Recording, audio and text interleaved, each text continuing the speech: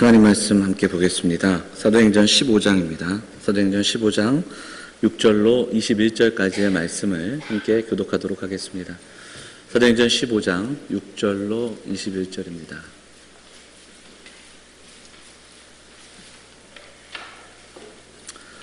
신약성경 212면 사도행전 15장 6절로 21절까지의 말씀을 우리가 함께 교독하도록 하겠습니다.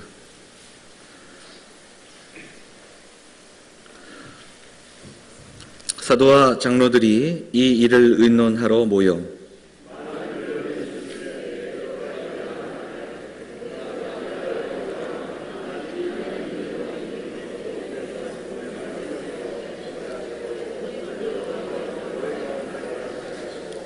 또 마음을 아시는 하나님이 우리에게와 같이 그들에게도 성령을 주어 증언하시고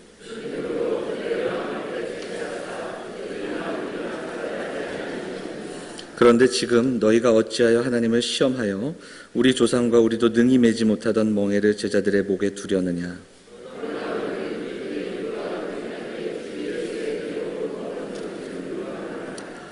온 무리가 가만히 있어 바나바와 바울이 하나님께서 자기들로 말미암아 이방인 중에서 행하신 표적과 기사에 관하여 말하는 것을 듣더니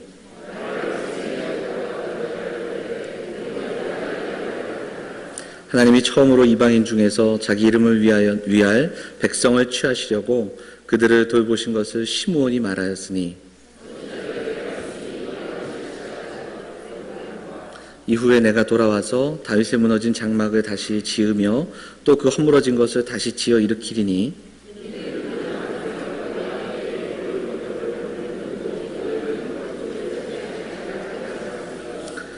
즉 예로부터 이것을 알게 하시는 주의 말씀이라 함과 같으니라.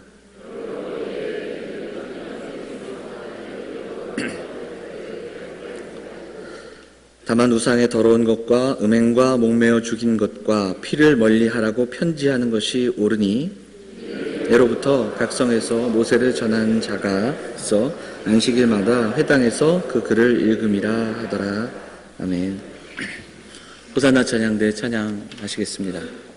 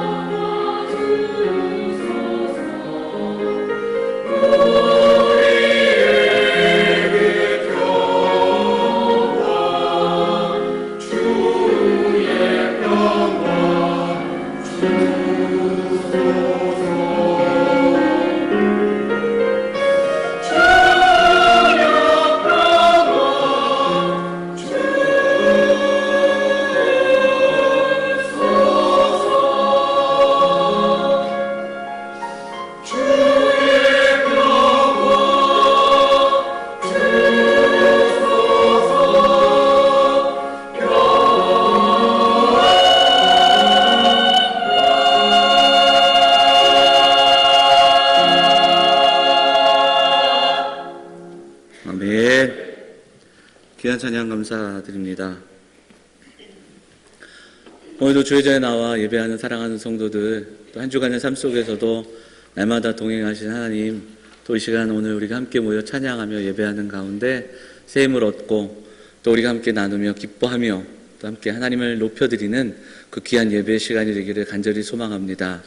그 마음 담아서 우리 양옆에 계신 분들, 앞뒤에 계신 분들 인사 나누도록 하겠습니다. 잘 오셨습니다. 반갑습니다. 인사할까요?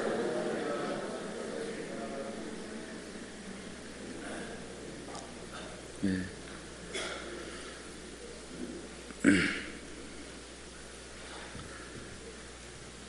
제가 일부 예배 때 설교하고 나니까 목소리가 좀 잘 안 나와가지고 미리 좀 죄송한 말씀을 좀 드리도록 하겠습니다. 관리를 잘 해야 되는데 목소리가 조금 원래 굉장히 좋은 목소리인데 안 좋은 게 이 정도니까 그죠? 주무시기에는 아주 적당한 오늘 볼륨이 아닐까 제가 그런 생각을 합니다. 4주째 우리가 교회에 대한 이야기 나누면서 우리는 교회입니다 라는 제목으로 말씀을 나눕니다. 초대교회 그 성령 충만함으로 시작된 교회의 태동을 우리가 이야기하는데 그 신학자 중에 F.F. 브루스라는 그 신약학자가 있습니다. 이 사도행전의 그 제목, 이 초대교회에 대한 이야기를 하면서 복음이 불꽃같이 전해진 시대, 이런 제목으로 사도행전에 대한 해석을 써내려갑니다. 그 격동의 시대였는데 복음으로 그 복음을 불꽃같이 전했던 사람들의 이야기다, 이렇게 우리에게 알려주고 있습니다. 그런 가운데도 보면 지난주에 말씀드렸듯이 초대교회 가운데 그 삶의 모습들이 나누고 또 섬기고 또 자기의 것들을 내어주는 그런 모습들이 있었습니다. 물론 그것이 이제 종말론적인 관점, 그 시대의 사람들은 주님이 곧 오실 거라는 믿음이 또한 있었습니다. 그래서 주님 가신 것을 본 그 사람들은 그 모습 그대로 오실 거라는 믿음으로 이 땅에 있는 것들을 소유하거나 쌓아두는 것보다 더 넘어서는 그런 삶의 모습을 갖고 있었습니다. 그런데 5년이 지나도 10년이 지나도 그 상황들이 변하지 않고 오히려 사도행전을 읽어 내려가면 참 힘들고 어려운 일들이 이후에 계속되는 것을 우리가 보게 됩니다. 하나님 나라가 시작이 되었는데, 그런데 삶의 모습 속에서는 성령 충만하여 시작된 교회가 박해를 당하고 어려움이 당하고 또 그런 힘든 일들을 겪게 되는 겁니다.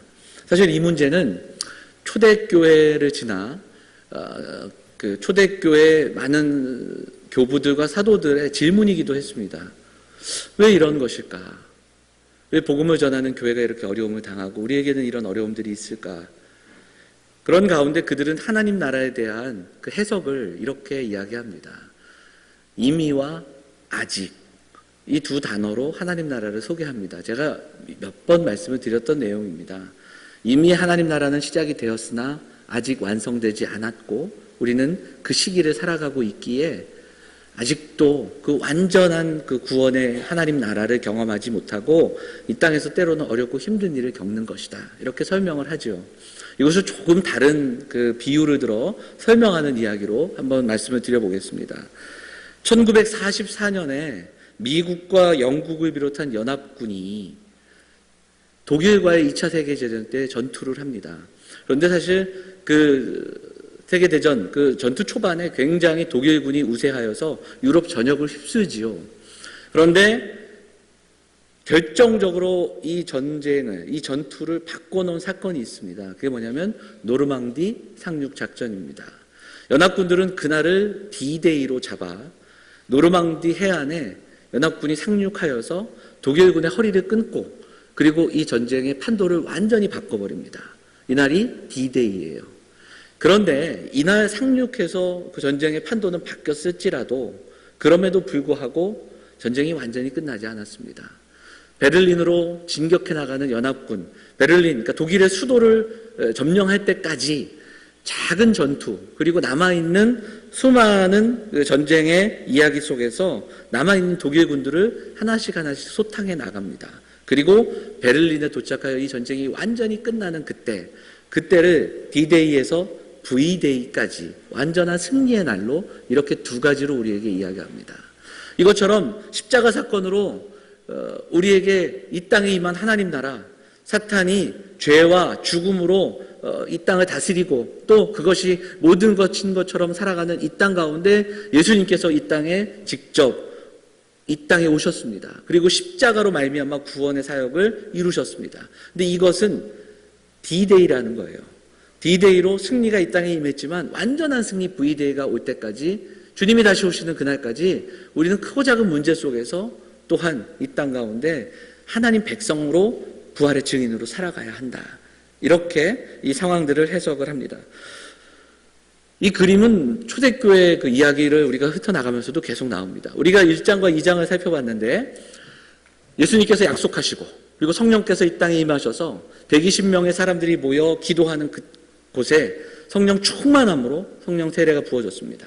그들은 정말 성령 충만함으로 하나님의 교회를 시작했고 성령 받은 베드로가 설교할 때 3,000명이 회개하고 그리고 또 5,000명이 회개하는 그런 역사들도 있다고 말씀을 드렸습니다. 그런데 그렇게 그 복음이 확장되는 것 같았으나 불과 몇 장 지나지 않아 여러 가지 어려움들이 겪게 됩니다. 4장 이후의 이야기는 핍박받는 교회의 이야기가 나옵니다. 흩어지게 되고 또 어려움을 겪습니다. 또한 외부적으로 어려운 것만이 아닙니다. 내부적인 문제가 있었습니다. 자신의 것들을 다 내놓고 서로 섬겼던 그 모습 속에 아나니아와 삽비라라는 부부가 명예를 탐하며 그리고 거짓됨으로 교회 가운데 임하는 그런 장면이 나옵니다. 베드로는 이 장면이 사탄이 주도한다라는 그러한 통찰을 가지고 백성들에게 그리고 이 사건을 해결해 나갑니다. 하나님 나라는 임했지만 십자가와 부활로 승리하신 주님, 그러나 아직 완성되지 않은 그 시대 속에 하나님 나라의 전진기지로 교회가 세워지고 교회는 어렵고 힘든 일을 겪지만 복음을 붙들고 나아가는 이야기가 사도행전 뒷부분의 이야기인 것을 보게 됩니다. 사탄은 힘으로 교회를 무너뜨리려고 하고 힘으로 누르려고 하는데 또한 마음을 혼동케 하고 마음을 나눠지게 하고 있습니다.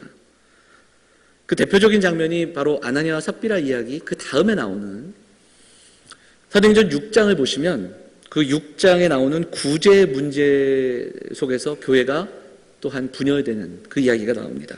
잠시 6장을 한번 찾아볼까요? 6장 1절을 한번 읽어보도록 하겠습니다.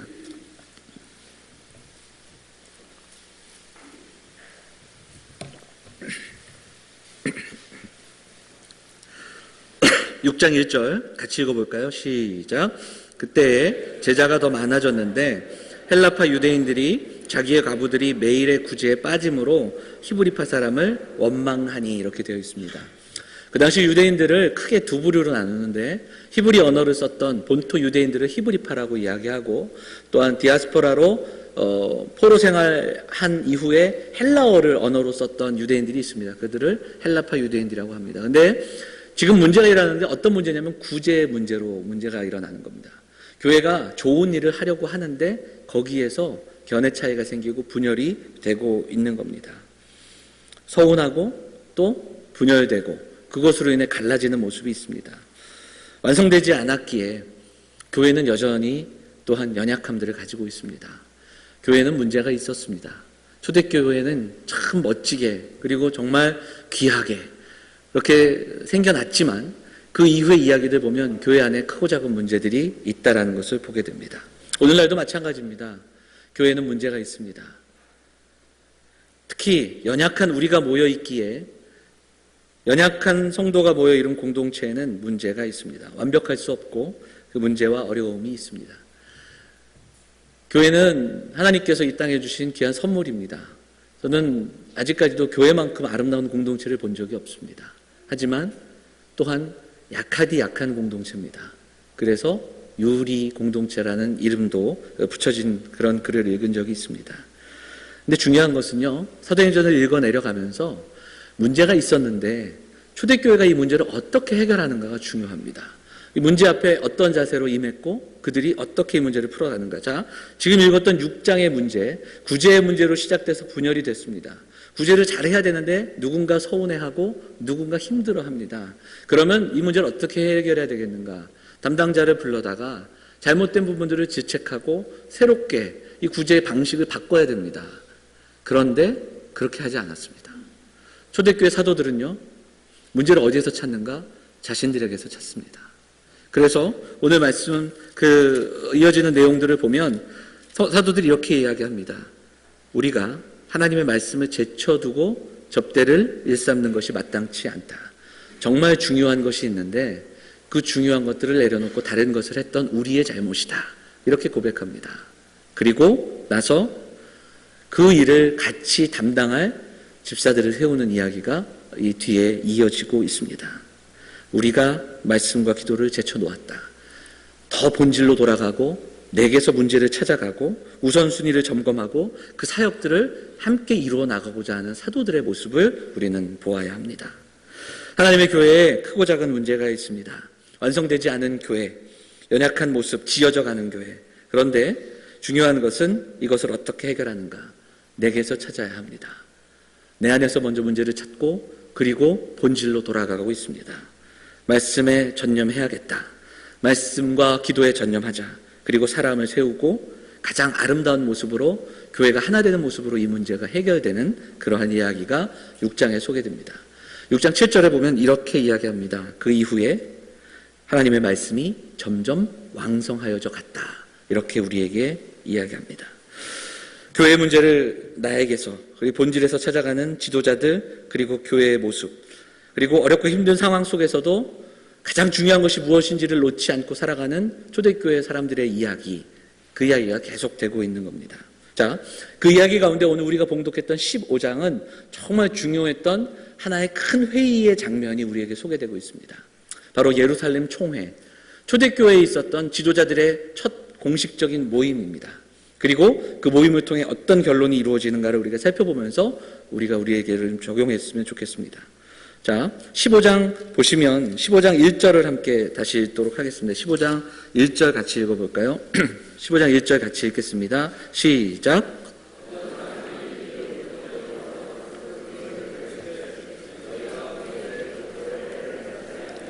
능히 구원을 받지 못하리라 하니 이렇게 되어 있습니다. 교회가 예루살렘과 유대와 사마리아 그리고 땅끝으로 복음이 전파되는 과정이 사도행전입니다. 박해가 있었고 흩어져서 교회를 전하기 시작하면서 앞선 이야기들 가운데는 베드로가 고넬료의 가정에 이방인의 가정에 세례 주는 장면이 있고요. 빌립이 이디오피아 내시를 만나 말씀을 설명하는 구절이 있고요. 바로 15장 앞부분엔 어떤 내용이 있냐면 사도 바울과 바나바가 수리아 안디옥 교회에 파송을 받아서 1차 전도 여행을 떠나 소아시아 지방, 지금의 터키의 남부 지방에 가서 그곳에서 몇몇 지방에 교회를 세우고 전도하는 이야기가 이미 앞서 소개되었습니다. 그런데 문제가 있었습니다. 그것은 뭐냐면 초기에 히브리 유대인 그리고 헬라 유대인 이 유대인들로 국한되어서 시작되었던 복음의 전파가 점점점 확대되어서 헬라인들에게 이방인들에게 복음이 전파되기 시작하는 겁니다. 그런데 문제가 뭐냐면 유대인들이 가지고 있었던 율법적인 모습 그래서 지금 수리아 안디옥 교회에 찾아온 그 율법주의를 아직까지도 붙들고 있는 그리스도인들이 그들에게 뭐라고 가르치냐면 바울이 가르친 복음과는 다른 유대인이 받았던 할례를 받아야 구원을 받을 수 있다. 이렇게 얘기한 겁니다. 단순히 할례의 문제가 아니라 이것은 뭐냐면 구원을 받으려면 먼저 유대인이 되라는 이야기입니다. 그래서 이것은 교회 가운데 많은 의견 차이가 있게 됐고 그리고 오직 믿음으로 오직 은혜로 구원받는다는 것을 가르쳤던 사도 바울의 가르침과는 전혀 다른 이야기가 선포되기에 안디옥 교회는 분열될 수 있고 갈라질 수 있고 나뉠 수 있는 그런 상황 속에 있다라는 겁니다. 쉬운 문제가 아닙니다. 근본적인 교리의 문제이기도 하고 그리고 단순한 교리의 문제를 떠나 교회가 갈라지고 나눠질 수 있는 그런 심각한 지경이 이렇습니다. 그런데 이 안디옥 교회는 이 문제를 아주 슬기롭고 지혜롭게 해결해 나갑니다. 이것을 가지고 논쟁하고 싸우고 이것을 교회의 분열로 삼는 것이 아니라 지혜롭게 기도하는 가운데 이 문제를 예루살렘 교회로 가지고 갑니다. 그리고 함께 이 문제를 해결하자. 그렇게 제시하고 있습니다. 그리고 바울과 바나바는 이 이야기를 듣고 예루살렘으로 떠나 그곳에서 지도자들을 만나 함께 이것을 풀어갑니다. 여러분, 우리의 신앙이요. 그리고 뭐 교회 수준, 교회 실력이라고 표현하기는 그렇고 교회 신앙의 수준, 우리의 신앙의 수준이 평안할 때 그 평소에는 잘 드러나지 않습니다. 교회를 열심히 하고 주어진 일을 잘 감당하지만 그거는요 책임감으로도 할 수 있습니다. 책임감이 강하신 분들이 있어요. 그분들 정말 열심히 합니다. 그리고 또한 사람을 사랑하고 교회를 아끼고 교회를 좋아하면 더 열심히 일할 수 있습니다. 교회도 마찬가지입니다. 으쌰으쌰하고 좋아하는 좋은 일들, 같이 또 한마음이 될 수 있는 일들 참 많습니다. 그런데 중요한 것은 뭐냐면 우리의 신앙의 수준이 드러나는 때는 언제냐면 어려운 일을 당할 때입니다. 교회가 문제가 있을 때입니다. 그리고 그 어려움을 겪을 때 그런 다른 견해 차이와 다른 의견을 갖고 있을 때 그 사람을 대하는 자세 그리고 그 문제를 풀어가는 모습들이 거기에서 우리의 신앙의 모습들이 드러나게 됩니다. 어떻게 문제를 풀어가고 있는가 이거 참 중요합니다. 많은 신학자들이요 이 사도행전 이 15장의 이 총회의 장면을 아주 이렇게 여러 가지 각도로 살펴보고 중요하게 여깁니다. 사도행전에 이어지는 선교의 분수령이다 이렇게 표현하는 분도 있습니다. 왜냐하면 유대인으로 제한되었던 그 선교가 이방인으로 확장되는 이때에 이것을 가로막는 일들이 자꾸 일어난 겁니다. 그리고 이것을 넘어서서 공식적으로 이방인들을 향하여 선교의 기지가 펼쳐질 수 있는 그 공식적인 선포가 이때 있었습니다. 이 총회의 결정이 조금만 삐뚤어졌어도 이 사도행전 15장 앞부분 그리고 그 앞에 이어지는 내용들처럼 교회는 기독교는 어찌 보면 유대교의 한 분파로 그렇게 남을 수도 있었던 사건이다. 그렇게까지도 설명하는 내용들을 보게 됩니다. 그만큼 중요한 이 총회가 바울과 바나바 그리고 베드로와 야고보를 비롯한 지도자들이 서로 같이 의논하고 또 변론하고 하지만 정말 아름다운 하나님의 뜻 가운데 이뤄내는 결론으로 나아가기 위해 애쓰는 수고와 그런 권면과 그런 관용이 있었기에 그들은 놀라운 결론과 또 마무리로 이 총회를 마칠 수 있었습니다. 안디옥 교회는 그만큼 성숙함을 보여주고 하나됨을 중요하게 여기는 교회였고 그 당시에 예루살렘 교회와 지도자들은 다른 어떤 것보다 교회의 연합을 중요하게 여겼습니다. 하나됨이 얼마나 중요한지를 그 가치를 붙들고 있었습니다. 사도 바울은 에베소서 4장에서 우리에게 이야기합니다. 평안에 매는 줄로 성령이 하나 되게 하신 것을 어떻게 하라고요? 힘써 지키라 말씀하고 있습니다. 교회로 부름받았고 교회로 지어져가는 우리 어떤 문제로도 교회는 갈라져서는 안 됩니다. 교회는 어떤 문제 속에서도 나뉘어져서는 안 됩니다.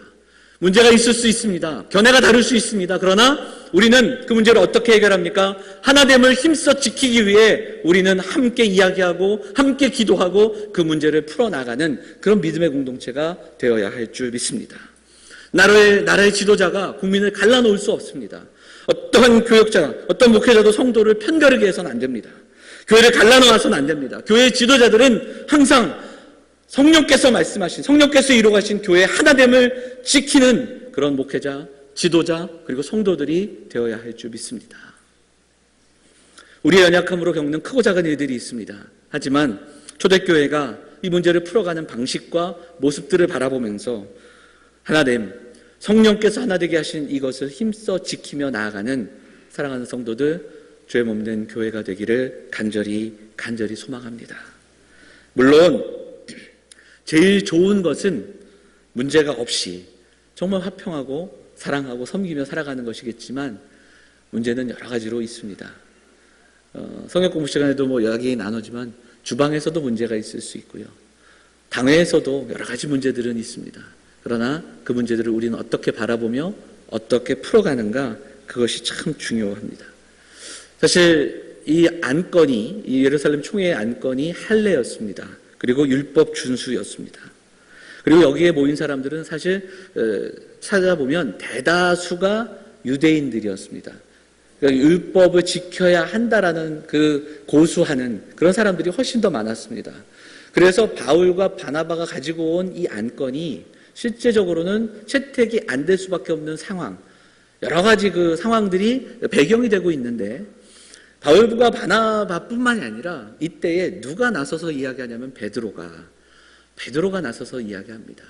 베드로에게는 어떤 사건이 있었냐면 10년 전에 그가 유대인들을 향하여 설교하고 유대인들에게 말씀 전하고 또 유대인들에게 지도자로 추앙받던 그때에 한 가지 사건이 있었는데 바로 고넬료라 하는 이방인의 집에 복음을 전하게 된 성령의 강한 이끌림으로 그도 그 마음속에 거부했던 그 일을 성령께서 이끄셔서 그 가정 가운데 찾아가 복음을 전할 때 그 가정에 하나님의 은혜가 임하고 성령이 임하는 사건을 경험했던 그 기억이 있습니다. 그래서 베드로는 그 이야기를 나서서 들려주고 있습니다. 15장 우리 함께 9절 읽어볼까요? 9절 읽겠습니다. 같이 읽어보겠습니다. 15장 9절 시작. 마음을 깨끗이 하사 그들이나 우리나 차별하지 아니하셨느니라. 11절 읽어볼까요? 11절 같이 읽겠습니다. 시작. 그러나 우리는 그들이 우리와 동일하게 주 예수의 은혜로 구원받는 줄을 믿노라 하니라. 아멘. 베드로는 구원은 은혜로 얻는 것이다.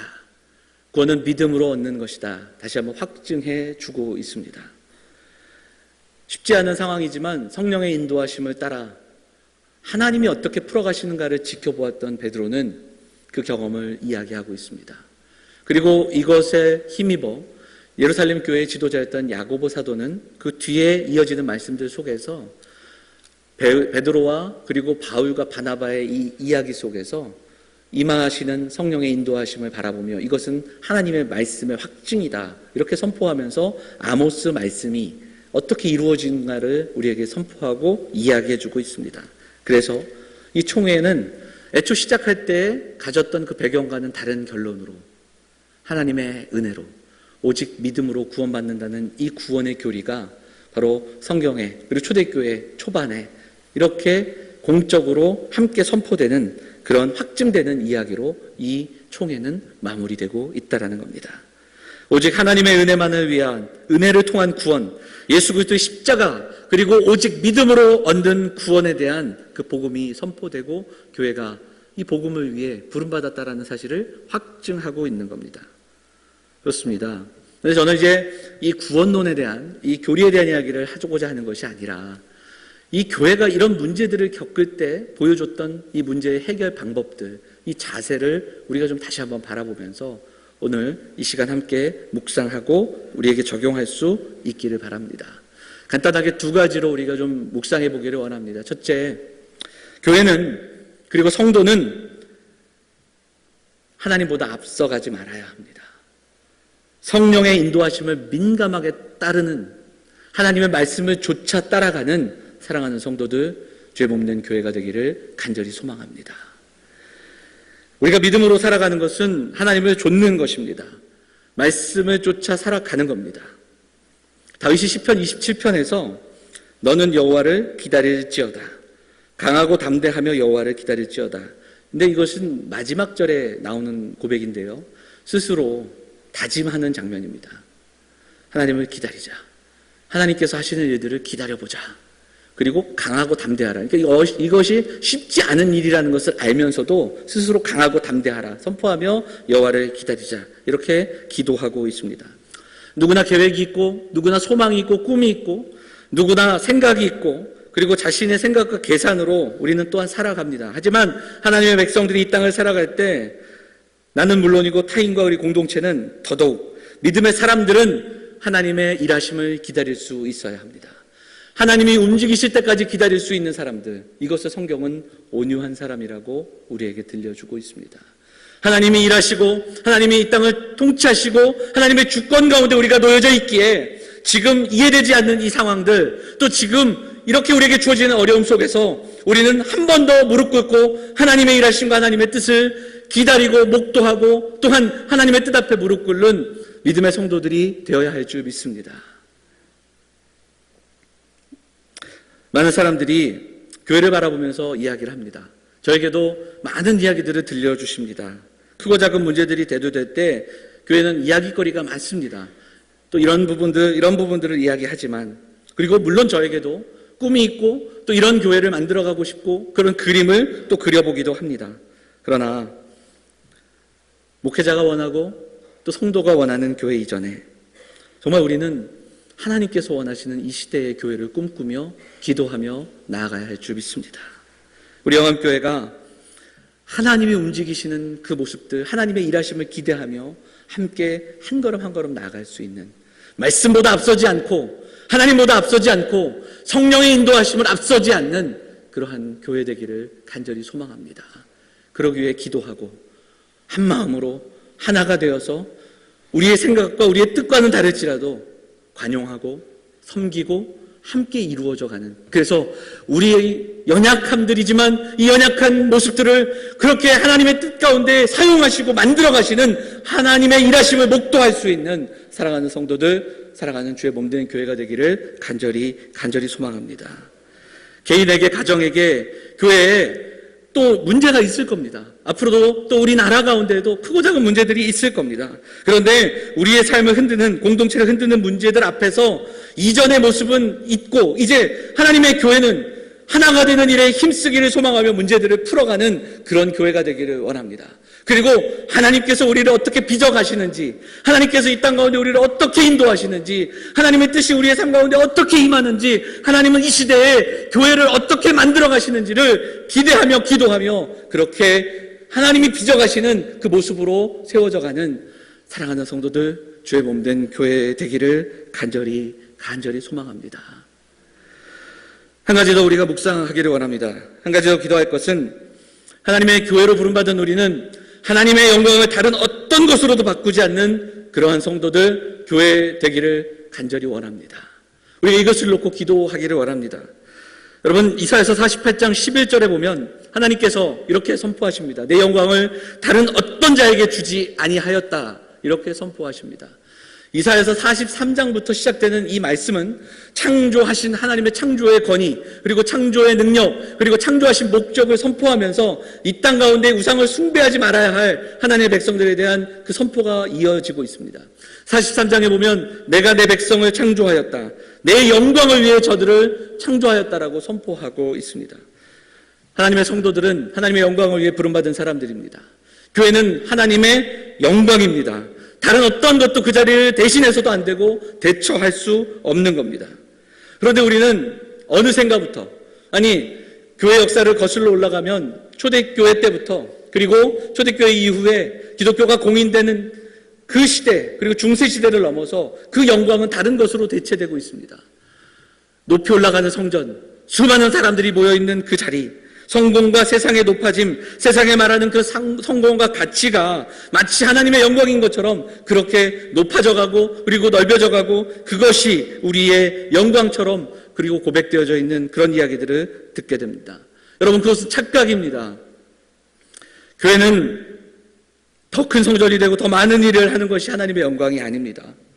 교회는 힘들지만 어렵지만 그 다른 모습들, 그리고 이해할 수 없는 상황 속에서도 그 하나님을 위하여 하나 되고 끝까지 하나님의 말씀을 붙들고 나아갈 때 그때 하나님의 영광을 선포할 수 있습니다. 나약한 우리의 삶이지만, 이해되지 않는 고난과 어려움 속에 있지만, 물질과 그리고 건강과 이런 모든 것들을 잃어가는 가운데서도 하나님의 이름을 끝까지 붙들고 선포할 때 하나님의 영광을 우리가 이야기할 수 있습니다. 사도행전을 읽어가면서 만나게 되는 그 사도들의 이야기는 바로 이 이야기를 들려줍니다. 베드로가 고넬료의 집에 가서 이방인에게 세례를 주는 장면, 아까 잠깐 설명했는데 그 앞뒤를 살펴보면 그곳에 가는 발걸음이 참 쉽지 않았습니다. 아마 많은 유대인들에게 질타를 받았을 것이고, 그리고 또한 그 유대인들의 비난과 수모를 당할 수 있는 일이었습니다. 그렇게 그는 그 비난을 감내했습니다. 바울과 바나바는 전도여행을 떠났는데 그 전도여행이 1차 전도여행의 기간 속에서 그들은 돌에 맞아 죽는, 거의 죽게 되는 일들도 그는 경험합니다. 그러나 그들은 어떤 것보다도 귀한 예수 그리스도, 그 부활의 기쁨과 감격과 구원의 기쁨과 감격을 놓지 않고 전합니다. 그 어느 것보다 소중한 그 예수 그리스도를 믿는 믿음으로 나아갔기에 그들은 이것을 감내하고 그 길을 걸을 수 있었습니다. 오늘 이 총회의 결론은 바로 그 예수 그리스도만을 믿는 믿음으로 구원을 받는다는 놀라운 구원의 선포가 선포됩니다. 예수 그리스도, 그분은 독생자의 영광이시기 때문에 그렇습니다. 하나님의 영광이십니다. 제임스 맥도날드라는 사람이 쓴 버티컬 처치라는 책이 있습니다. 이 책에는 교회를 두 가지로 분류합니다. 수평적 교회와 수직적 교회로 분류합니다. 그런데 많은 미국의 그 교회, 서구의 교회를 수평적인 교회로 설명합니다. 전도와 선교와 그리고 구제와 사회사업과 그 많은 것들을 잘 감당하며 성장하는 교회들을 수평적 교회라고 이야기합니다. 그런데 어느 날부턴가는 진리보다는 더 많이 홍보하고 정직함보다는 영향력을 중요시 여기고 그리고 화려함을 추구하는 그러한 이야기들이 그 수평적인 교회를 통해서 이루어지고 있다 이야기합니다. 반면에 수직적 교회는 한 가지 목적을 가지고 교회가 임합니다. 그 하나님의 그 한 가지 목적은 오직 하나님의 영광이다 이렇게 선포합니다. 우리가 함께 모여 예배하는 그 예배도 하나님의 영광을 위하며 우리가 함께 모여 말씀을 나누고 함께 모이는 작은 모임도 하나님의 영광을 위함이며 나의 삶과 내 말과 나의 삶의 걸음과 우리의 관계와 이 모든 일의 중심은 하나님의 영광이 목적이 되어야 한다. 하나님을 영화롭게 하고 그를 즐거워하는 그러한 삶, 그러한 공동체가 되어야 한다라고 선포하고 있습니다. 예루살렘 총회의 대다수는 유대인들이었다고 말씀드렸습니다. 그들은 당연히 할례를 주장하던 사람들이었습니다. 그런데 그들은 이 총회를 통해서 자신의 주장을 관철하기 위해 모였지만 그러나 그들은 하나님께서 어떻게 말씀하시는가를 더 주목합니다. 그들은 성령이 지금까지 했던 일들에 주목하기 시작합니다. 그래서 베드로의 이야기에 귀 기울이고 그리고 바울과 바나바가 전도여행을 하면서 겪었던 그 이야기를 이야기할 때 주목하고 있습니다. 15장 12절 잠깐 보시면 이렇게 시작합니다. 온 무리가 가만히 있어. 이렇게 시작하면서 바울과 바나바의 이야기를 또한 경청합니다. 그 이후에 예루살렘의 지도자였던 예수님의 형제 야고보 장로가 일어나서 그들에게 이야기합니다. 이것은 말씀의 성취입니다. 하나님이 이끌어 가시는 놀라운 역사입니다. 이렇게 우리에게 들려주고 있습니다. 그들은 자기의 주장이 있었고 그리고 갖고 있던 할례에 대한 이야기를 하기 위해 모였지만 그들은 어떤 무엇보다 성령의 인도하심에 민감하게 반응했고 그리고 그들은 어떤 무엇보다 하나님의 영광이 드러나는 그 영광이 중요했기에 그 결론 가운데 함께 나아가 이 결론을 수용하고 또한 선포하게 됩니다. 또한 중요한 것이 한 가지 있습니다. 바울과 바나바 그리고 베드로는 이것이 결정됐음에도 불구하고 그동안 할례를 주장했던 사람들을 징계하거나 책망하지 않습니다. 이단으로 정죄하지도 않습니다. 그리고 그들은 유대인들은 가지고 있었던 그 할례에 대한 정신을 계속 지켜나갈 수 있도록 또한 그 일을 관용하고 있습니다. 저는 이 모습이 너무나 인상 깊고 많은 생각을 하게 됩니다. 교회가 어떠한 일을 결정하는 것 그리고 어떠한 일들을 만들어가는 것 참 중요한데요. 그 일을 결정할 때 한 영혼 한 영혼이 가장 중요하다는 사실을 우리는 놓쳐서는 안 됩니다. 교회는 어떤 무엇보다 우리에게 하나님의 영광보다 중요한 것이 없다는 사실을 고백하고 그것을 붙들고 나아가는 주의 몸된 공동체가 되어야 할 줄 믿습니다. 사랑하는 여러분, 지난 한 달 동안 우리는 교회라는 제목으로 초대교회 이야기를 나눴습니다. 그리스도의 핏값으로 사신 교회입니다. 그 핏값만큼이라도 우리가 살아야 되지 않겠냐고 그렇게 말씀을 드렸습니다. 성령 충만함으로 하나님 나라의 증인이 되는 그러한 성도들, 교회가 되기를 간절히 소망합니다. 위대한 설교가 유명한 교회, 유명한 영적 지도자가 아닐지라도 무명의 그리스도인, 그러나 참된 그리스도인, 진실한 그리스도인으로 살아가시는 성도들이 되어주시기를 부탁을 드립니다. 우리의 신앙을 이렇게 모여있을 때만이 아니라 교회에서만이 아니라 삶의 자리로 돌아가서 새로운 가치와 하나님 나라의 진리를 보여주고 살아내는 그러한 교회, 그러한 성도들이 되어주시기를 다시 한번 부탁을 드립니다. 그리고 오늘 말씀을 기억하면서 연약한 우리가 모였지만 교회 역시 연약함을 기억하고 하지만 그 문제들을 어떻게 풀어나가야 하는가를 기억하면서 성령의 하나 되게 하신 것을 힘써 지키기를 결단하고 소망하는 주의 몸된 교회가 되기를 바랍니다. 그리고 무엇보다 말씀보다 앞서지 않는, 하나님보다 앞서지 않는, 성령의 인도하심보다 앞서지 않는 우리가 되기를 결단하고 소망하며 모든 결정과 모든 삶의 목적 가운데 하나님의 영광을 위해 살아가기를 소망하고 결단하며 그 뜻을 절대로 놓지 않기를 우리가 소망하며 기도하는 사랑하는 성도들, 사랑하는 영암교회 되기를 주의 이름으로 축원을 드립니다. 우리 같이 함께 찬양하겠습니다. 우리 찬양 한 곡 하시고요. 기도하겠습니다.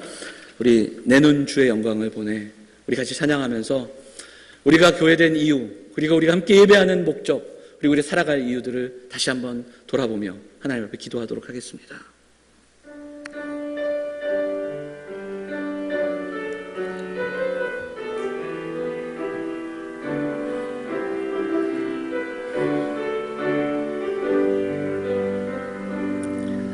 내 눈 주의 영광을 보내.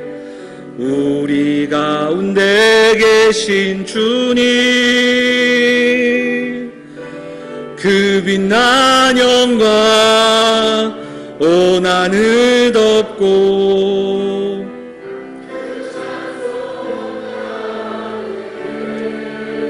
내 눈 주의 영광을 보내.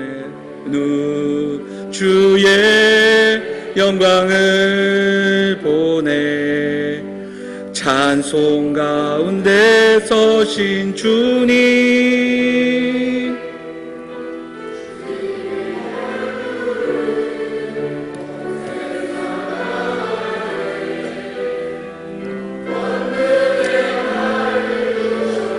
아멘. 주의 영광 이곳에 가득해. 우린 선해 주님과 함께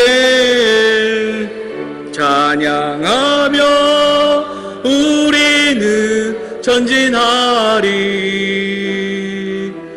모든 열방 주 볼 때까지. 주의 영광 이곳에 가득해. 주의 영광 이곳에 가득해.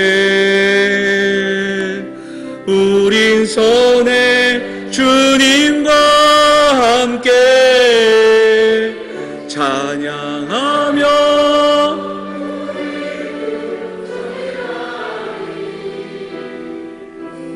모든 열방 주 볼 때까지.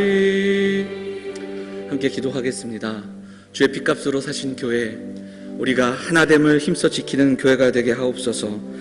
성령 충만함으로 성령의 인도하심을 따라가고, 그리고 말씀을 쫓아가고, 그리고 하나님의 영광을 위해 살아가는 우리가 되게 해달라고 같이 함께 기도하도록 하겠습니다. 같이 기도하겠습니다. 사랑과 은혜가 풍성하신 하나님, 오늘도 주 앞에 나와 기도하며 나아가는 성도들 하나님 만나주시고 위로하여 주시고 세임을 주시옵소서. 육신의 약함을 하나님 고쳐주시고 회복시켜 주옵소서. 나음을 입고 세임을 얻어 하나님을 위해, 하나님의 영광을 위해 살아가는 우리 모두가 될 수 있도록 인도하여 주옵소서. 우리의 몸은 쇠할지라도 하나님의 영광이 우리의 마음과 생각을 지키게 하시고 그 영광을 선포하며 나가는 믿음의 성도들이 될 수 있도록 하나님 인도하여 주옵소서. 하나님의 백성됨을 기억하고 하나님 나라의 증인됨을 잊지 않고 살아가는 주의 몸된 교회가 되어서 이 땅 가운데 허락하신 하나님 나라의 전진기지, 하나님의 교회를 힘써 지키며 하나 되게 하신 것을 붙들고 나아가는 살아가는 교회가 될 수 있도록 하나님 함께하여 주옵소서. 주의 몸된 교회가 이 땅 가운데 하나님의 영광을 드러내며 선포하며 모리바다가 덮음같이 온 땅에 하나님의 복음을 전하며 증거하는 그 영광을 경험하고 살아가는 믿음의 백성들이 될 수 있도록 인도하여 주옵소서. 나아가는 그런 가운데 복을 허락하여 주옵소서. 사랑과 은혜가 풍성하신 아버지 하나님, 오늘도 우리를 불러주시니 감사합니다. 예배하는 사랑하는 성도들 세임을 부어주시고 하나님 위로하여 주시옵소서.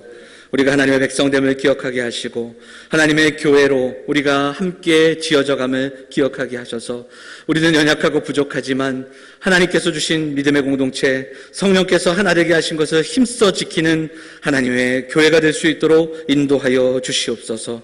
하나님 나라의 증인으로 살아가기를 소망합니다. 하나님 어디에 있든지 무엇을 하든지 우리에게 주어진 일들 가운데 하나님의 백성으로 부활의 증인으로 살아가게 하여 주시고 입술로만이 아니라 우리의 삶을 통하여 놀라운 일들을 전하며 증거하는 우리의 발걸음들이 될 수 있도록 인도하여 주셔서 사랑하는 성도들 가정을 통해 우리의 직장 가운데 우리에게 주어진 삶의 자리에서 오직 하나님의 영광을 위해 살아가며 하나님을 즐겁게 하며 기뻐하게 하는 그런 믿음의 사람들이 될 수 있도록 인도하여 주시옵소서.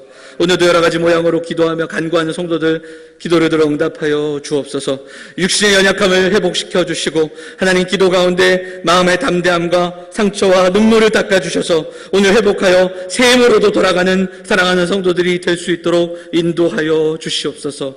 부르심의 목적을 기억하게 하시고 우리가 오늘 새 힘을 얻어 삶의 자리로 돌아가 날마다 하나님을 증거하며 하나님의 놀라운 일들을 선포하는 사랑하는 성도들이 될 수 있도록 인도하여 주시옵소서.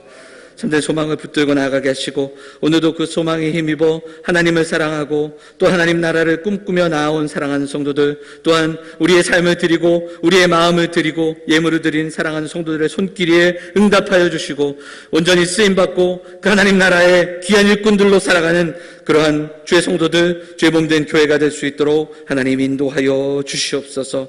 오늘 다시 한번 간구할 때 하나님 우리를 회복시켜 주시옵소서. 그리고 예배자로 살아갈 수 있도록 주의 영광을 위해 살아가는 그러한 모습들이 있을 수 있도록 사랑하는 성도들 붙들어 주옵소서. 이 모든 말씀 우리 원하신 예수 그리스도의 이름으로 감사하며 기도하옵나이다. 아멘.